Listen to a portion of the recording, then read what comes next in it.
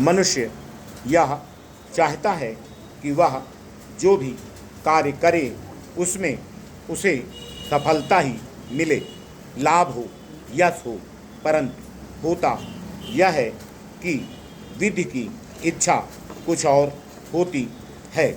वह मनुष्य की इच्छानुरूप फल नहीं देता है। इसी के कारण मनुष्य दुखी होता है और उसके मन में हीन भावना एवं कुंठा का जन्म होता है। परंतु उसे किसी कार्य की सिद्धि न होने पर निराश एवं दुखी नहीं होना चाहिए, क्योंकि किसी कार्य में हानि या लाभ जीवन तथा मृत्यु, यश अथवा अपयश ईश्वर के हाथ है। किसी का यह वश नहीं कि वह अपनी इच्छा से मृत्यु पर वश पा सके। सुख और दुख जीवन के दो पहलू हैं। सुख व्यक्ति को बाह्य संतोष प्रदान करते हुए उसे गतिहीन एवं अकर्मण्य बना देता है।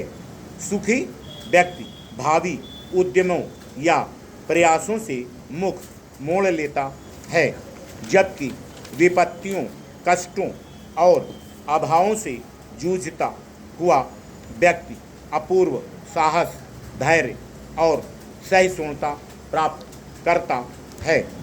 इन आपदाओं के बचाव हेतु वह नई नई खोज करता है और अपने भावी जीवन को सुखी बनाने की योजनाओं का निर्माण करता है। इस प्रकार यह कथन सत्य है कि विपत्तियां मनुष्य को बलवान बनाती हैं। संसार का हर धर्म उच्च नैतिक शिक्षा देता है। विश्व के प्रत्येक महान धर्मों ने मानवीय आदर्शों के पालन और प्रचार प्रसार पर बल दिया है। हर धर्म किसी न किसी प्रकार शिक्षा देता है, जैसे चोरी मत करो, हिंसा मत करो, किसी को हानि न पहुंचाओ आदि। ये सभी आदर्श मनुष्य को नैतिक धरातल पर प्रतिष्ठित करने वाले हैं। इसके विपरीत अन्य दोष व्यक्ति को अपने आदर्शों से गिराने वाले हैं। इस प्रकार ये उच्च नैतिक मूल्य ही सच्चे जीवन मूल्य हैं, जो संसार के हर धर्म में मिलते हैं। इन मूल्यों का कोई विरोध नहीं करता। किसी अच्छी बात को सुनना ही पर्याप्त नहीं होता, अपितु उसे सुनकर उस पर व्यवहार करना भी अनिवार्य होता है।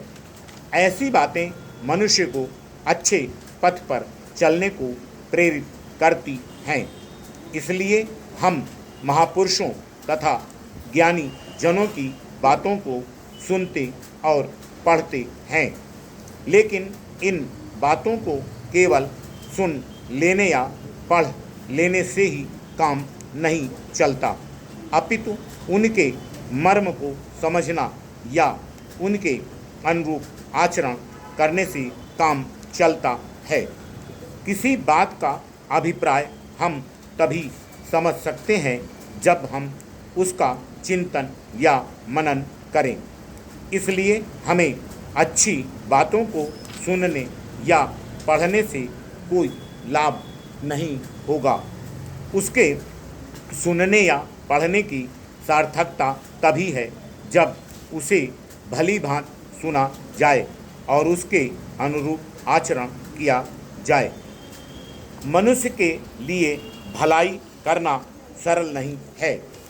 मनुष्य बुराई तो कर सकता है पर भलाई नहीं। मनुष्य की स्वाभाविक प्रवृत्ति यह है कि यदि वह मनुष्य की भलाई नहीं कर सकता है तो वह उसकी बुराई अवश्य ही करता है। लेकिन मनुष्य की प्रवृत्ति यह नहीं होनी चाहिए। यदि वह किसी का कार्य बना नहीं सकता तो उसको बिगाड़ना भी नहीं चाहिए। Full stop. लेकिन अपना तो बना लेना चाहिए,